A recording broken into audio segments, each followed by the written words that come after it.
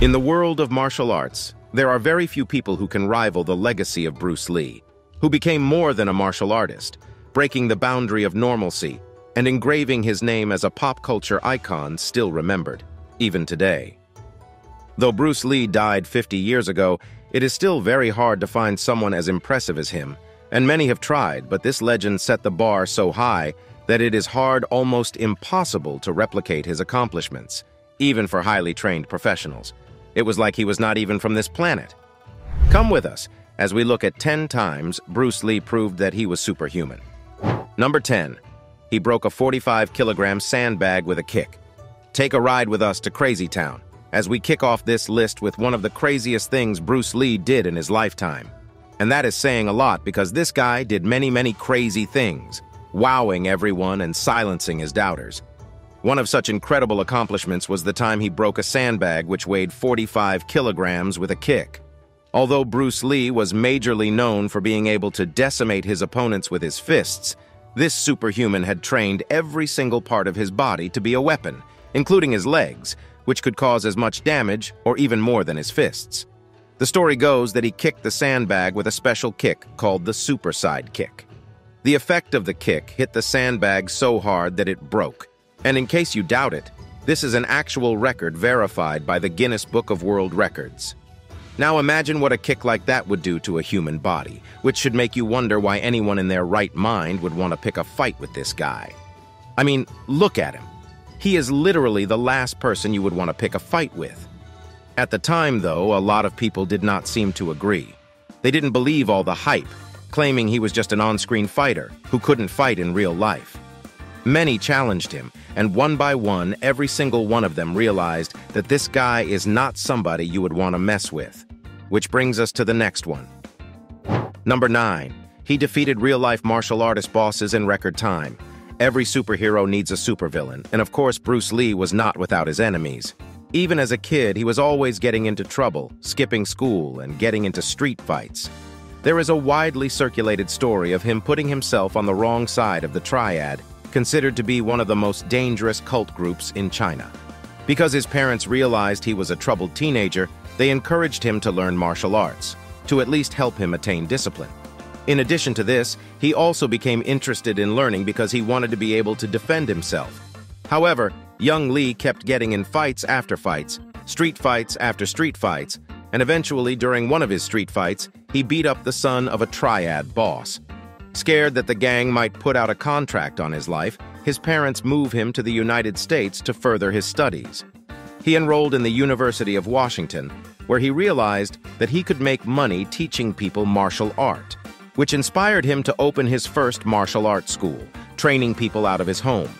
After gaining much popularity due to his superior martial arts skills, and through the astounding success of his movies, naysayers began to arise, many of them challenging him to a fight, which he declined on several occasions.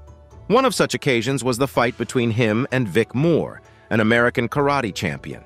This controversial duel between two masters is still being debated till today, with many on both sides of the argument holding on to their own theories of who won the fight.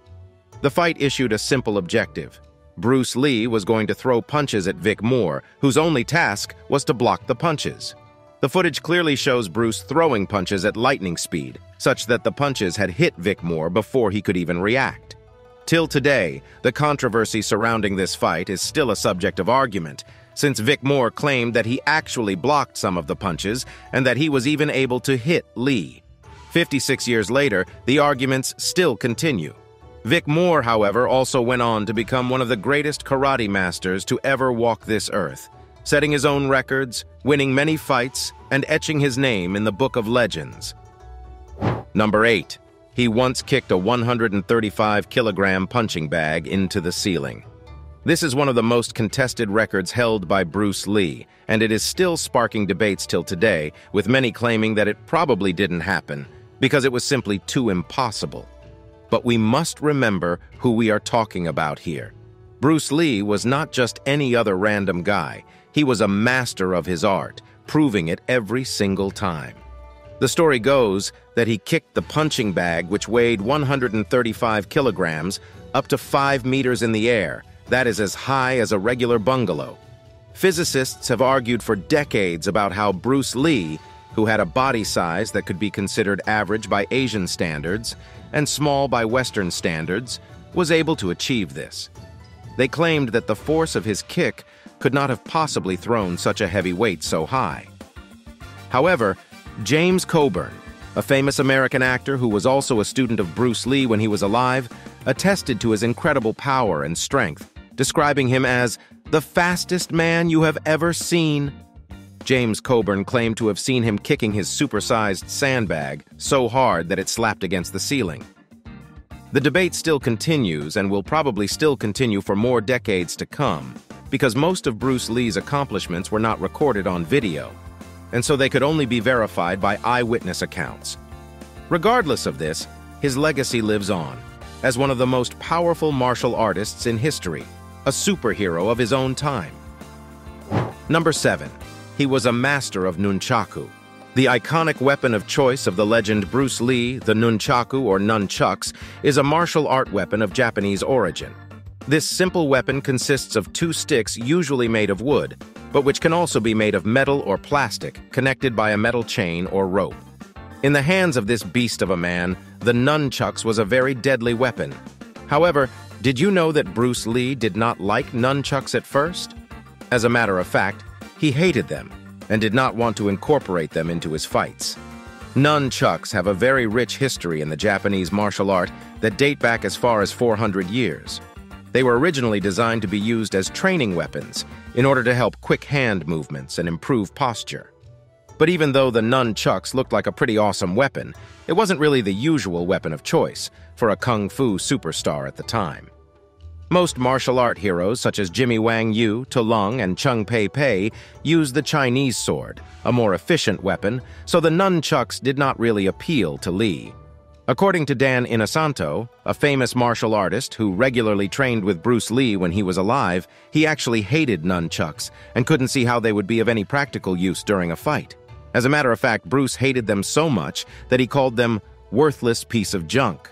However, Dan Inosanto said he was able to convince Lee to try them out, and after training him for 3 months, he said Bruce Lee was already swinging it like he's been doing it for a lifetime. Bruce is said to have been able to produce a tremendous 1,600 pounds of force with the nunchucks, making them his on-screen weapon of choice. Today, the nunchucks is an iconic feature of the Bruce Lee legacy, and his influence has made the weapon very popular among martial artists. But we all know that no matter how skilled anyone can get with the nunchucks, nobody can do it better than the master himself. Number 6. YOICHI NAKACHI'S defeat.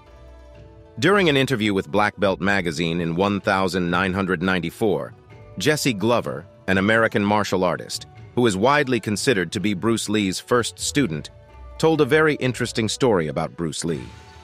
He recalled one of the few times Bruce Lee was involved in a fight off-screen, defeating a karate master, YOICHI NAKACHI. This was way before the Dragon became well known. In his account, Glover told Black Belt magazine that the rivalry between Lee and YOICHI NAKACHI started during one of Lee's demonstrations at the Edison Technical School in Seattle. It is said that Bruce Lee had made a statement, claiming that the soft style of kung fu was more effective than the hard style, a statement that apparently did not sit well with the karate master, who began to look for an opportunity to fight Lee in order to prove him wrong. However, not wanting to grant a fight with every Tom, Dick, and Harry who won to fight him, Bruce Lee was reluctant to honor the fight, even though YOICHI kept pressuring him to fight.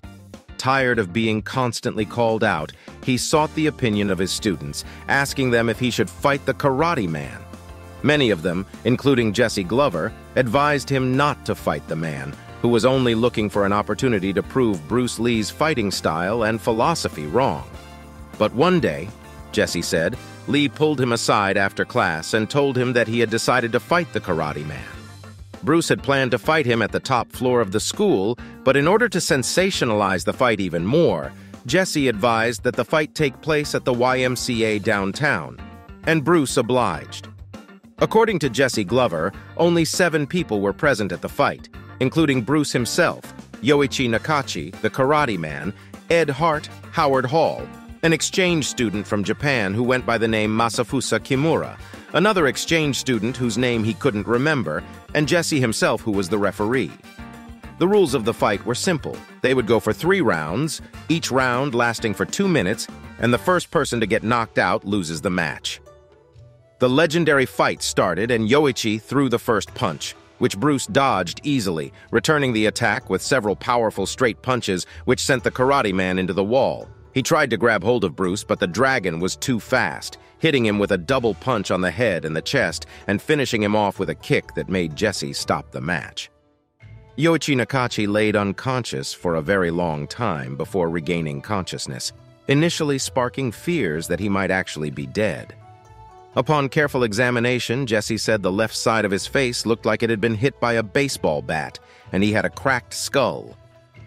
The most amazing part of this story is the fact that the entire fight took only about 11 seconds. Obviously, that was not even a contest. After the fight, Jesse said that YOICHI tried to come close to Bruce Lee, who acted very casually about his victory, instructing everyone present to keep the story to themselves. Now it's time for today's subscriber pick. Push-ups are hard enough when done the usual way, and most of us can only manage to do 10 before giving up. But when Bruce Lee does it, he takes it to another crazy level. This superhuman still holds an undefeated record for doing 200 two-finger push-ups. Do you know how insane that sounds? He is also known to have been able to do 1,500 two-hand push-ups at a stretch and 400 push-ups on one hand. How many push-ups can you do at a stretch? Let us know in the comments. Number 5. Same punching power as Muhammad Ali. The dragon Bruce Lee was well known for his incredibly powerful punch, including the world-famous 1-inch punch, which could hit an opponent at an impressive speed of 118 miles per hour. It is said that Bruce Lee could punch with a staggering force of 350 pounds, which is the same amount of punching power exhibited by the boxing legend, Muhammad Ali. What makes this fact even more impressive is that Bruce and Ali have 2 different body types. While Bruce Lee weighed only 130 pounds, with a frail-looking body, Ali weighed a staggering 260 pounds, which means that naturally, Ali's punch should carry more force than Bruce's. This is a testament to the fact that Bruce Lee possessed powers that are out of this world. Although the 2 legends never had a fight, sources close to Bruce spoke of his fascination with Muhammad Ali. Sources close to the dragon claimed that he would spend hours after his training watching Ali's fight videos and studying his technique. Lee was always ready to learn and didn't limit himself to only the traditional techniques of Kung Fu, adopting skills from the legendary boxer, especially his widely acclaimed footwork, which he used to confuse his opponent. He even instructed his students to study Ali, paying close attention to his impressive body movements in order to improve their martial arts skills. This is one of the things that made Bruce Lee different from many other martial artists of his time. He was willing to learn from different sources, refusing to stick with the traditional way of doing things, which got him disliked by many, but subsequently made him and those who followed him better than everyone else. Fans of both Ali and Bruce Lee fantasies about a fight between the 2 of them. However, this fight never happened. But according to director Robert Claus, while they were working on the set of Enter the Dragon, Bruce Lee said to him that he didn't believe he could defeat Muhammad Ali in a fight. Looking down at his fist, he said, "Look at my hand. That's a little Chinese hand. He'd kill me." But in reality, what would a fight between Bruce Lee and the legendary undisputed boxing champion Muhammad Ali look like? Who do you think would have won the fight? Let us know in the comments. Number 4. Chuck Norris couldn't beat him. One of the most iconic of all Bruce Lee's fight scenes was in the movie, The Way of the Dragon, written and directed by Lee himself. This incredible 10 minutes long fight took place between Bruce Lee and the legendary Chuck Norris, one of the most fearsome action stars in history, who has a reputation for being undefeated. The epic battle took place at the Colosseum in Rome, even though it was and still is illegal to film in the Colosseum. But Lee chose this location on purpose, after abandoning plans to shoot the movie in the United States, moving the location to Rome to be able to capture the exact vision he had in mind for the movie. His vision was to fight a Western villain in the Colosseum, and as we all can see, it was the perfect location, as this was truly a clash between two gladiators. As expected, it turned out to be one of the most beautifully choreographed fight scenes in the history of kung fu movies, totally raising the bar at the time and setting a new standard. The fight scene had such a natural feel to it and looked so convincing that you would think it was a real fight. However, the legendary Chuck Norris never really squared off with the dragon in real-life combat. Though Chuck was reported to have admitted in an interview that even if a fight had happened between them, he couldn't have defeated Bruce Lee. When asked who would win in a fight to the death between him and Bruce Lee, he said, "Bruce, of course, no one can beat him." Keep in mind that Chuck Norris himself is a martial art master, who is known to be the only Westerner to attain the rank of 8th degree black belt grandmaster in the history of Taekwondo. So you best believe he was not just an everyday guy or a mere on-screen action star.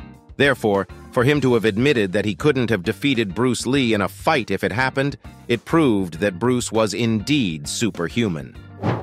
Number 3, he could throw 6 kicks in a second. The further we go on this list, the crazier things get. So at this point, you should already know we are not talking about a normal human being, because how is this even humanly possible? But of course, Bruce Lee was a superhuman who had trained his body to be able to do anything. He is said to have been able to throw astonishing kicks in 1 second. How can a human being move like that? This was a result of intense training, through which he honed his skills, perfecting it to a level that's considered beyond this earth. According to reports by eyewitnesses, Bruce would often train with heavy weights on his wrist and ankles while practicing his punches and kicks at incredible speed. This enabled him to create lightning-fast movements when the weights are removed.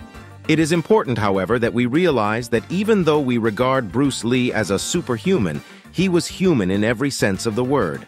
Born just like everybody else, no special powers from outer space, just intense training, discipline, and dedication. These were the things that made this legend a force to reckon with in his time, and not some special power given to him by the gods. Bruce Lee stands as a perfect picture of the possibilities that we can achieve with the right amount of training. Martial art was his entire life, and according to his wife, Linda Lee Cadwell, he literally would spend every free time training, spending hours perfecting the craft that made him famous, improving his skills and learning new things. He was so dedicated to his craft that he did not allow any leisure time to go to waste without improving on himself, training 7 days a week and even practicing wrist curls while he watched television in order to make sure that the time was not wasted. As a pioneer, Bruce Lee was not afraid to learn new things, and he would often challenge the traditional ways of doing things, which got him into trouble several times with other martial arts masters of his time. Today, many martial artists look up to Bruce Lee as an icon, a figure of honor, and a source of motivation, that anything is possible through hard work and consistency. Bruce Lee perfected the use of his body in fighting, and every part was trained to cause heavy damage to his opponent. His punches and his kicks are some of the strongest and fastest ever recorded, and he still remains unmatched till today. To help you understand how incredible Bruce Lee was, you should know that the record for the most kicks in 1 minute is held by Silvana Shamoun, a martial artist and her student who were able to land 178 kicks in 60 seconds. As impressive as this achievement is, it still falls short of Bruce Lee's record, coming in at only 2.9 kicks per second. This is proof that even many decades after his death, it is still incredibly hard to find someone who can stand on the same level as Bruce Lee. Number 2, superhuman workout routines and diet. Very few people argue about how awesome Bruce Lee was in his lifetime, and how he was way ahead of his time, creating intense workout routines and a strict diet, which wasn't the norm for athletes at the time. According to the book Bruce Lee, A Life, written by biographer Matthew Polly, Bruce was one of the first martial artists to train like a modern athlete. Many training procedures and workout routines that are commonplace among at least nowadays were pretty much new 50 years ago, which solidified Lee's place as a pioneer in the martial arts world. Back in the days, athletes would only practice their own sport, without including strength and conditioning training in their routine.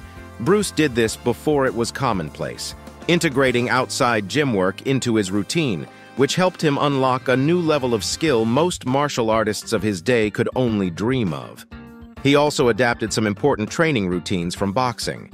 This included skipping and road running, two important exercises that helped him improve his endurance. Bruce Lee was known to run 4 or 5 miles every morning, lift weights 3 nights in a week, and he was said to have turned his garage into his personal gym, well equipped with a bench press, a squat rack, dumbbells, and many other workout equipment. Bruce Lee is also known to be one of the first athletes to popularize the protein shake, and would often drink a blend of several high-protein ingredients, including protein powder, eggs, eggshells, bananas, peanut flour, powdered milk, and even chocolate ice cream. One strange part of his diet is a special blend of raw hamburger meat smoothie, which has become a common practice for the modern-day athlete, but Bruce was one of the very first to do it. This strange diet is a great source of much-needed protein, which helps in building skeletal muscles and connective tissues. However, back in those days, this practice was not as common as it is today, and Bruce Lee was more like a pioneer. Even though he worked like a maniac, Bruce made sure he maintained a lightweight, lean, and ripped look in order to help him land leading roles in movies.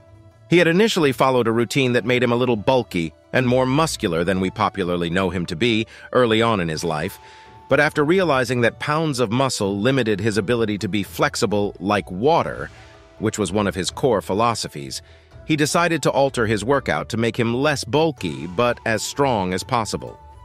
Another reason he maintained this type of physique was his acting career. Acting was a really huge part of his life, which he was very passionate about, so he had to look good in order to be casted in the best roles, especially in an industry that was mostly dominated by ripped white men at the time. Bruce Lee stood out and became a force to reckon with, and today we still see the effects of his dedication. Number 1. He had his sweat glands surgically removed. Perhaps one of the craziest things this man ever did in his life, and which many now believe led to his death, was the removal of the sweat glands in his armpit. Months before his untimely death, Bruce Lee went through a surgical operation to remove the sweat glands in his armpit because he thought the dank armpits looked bad on camera. Due to the physicality involved in the type of acting he did, it was inevitable that he would sweat while on set.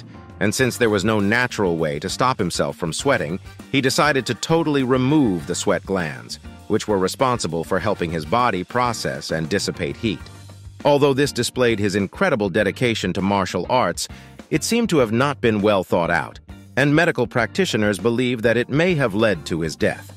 Just like his life, Bruce Lee's death is also filled with controversies, conspiracy theories, and propaganda, some of which stretch as far as speculating the involvement of the mafia, powerful people in the Asian movie industry, or even some close allies in his death. At the time of his death, the cause of death was officially ruled as a swelling in the brain, which was reportedly caused by an allergic reaction to the medication he was taking to alleviate his headache, causing many to doubt if that was indeed the cause of his death, or it was a victim of a well-planned murder. However, in Matthew Polly's biography of Bruce Lee, he challenged the report, blaming Lee's death on heat stroke, which he believed must have been made worse by the fact that he had his sweat glands removed. To corroborate his assertions, Polly mentioned that Bruce was reported to have fainted a couple of weeks before his death while he was recording the dialogue to his breakthrough movie, Enter the Dragon. According to reports, the day was exceptionally hot, and the recording room was small. Added to that, the engineer had turned off the air conditioner so the noise would not ruin the recording. So the condition of the room was so hot, his body couldn't take it. Before long, Lee fainted and started convulsing before being subsequently rushed to the hospital, where he nearly died from cerebral edema, which was caused by the heat stroke, a rare condition that is known to be responsible for the death of many young athletes in the United States every summer. Polly believes that Bruce's death was most likely caused by the same thing. At just 32 years old, Bruce Lee's death was untimely, as he obviously possessed so much potential that he could have unleashed on our world had he lived longer than he did.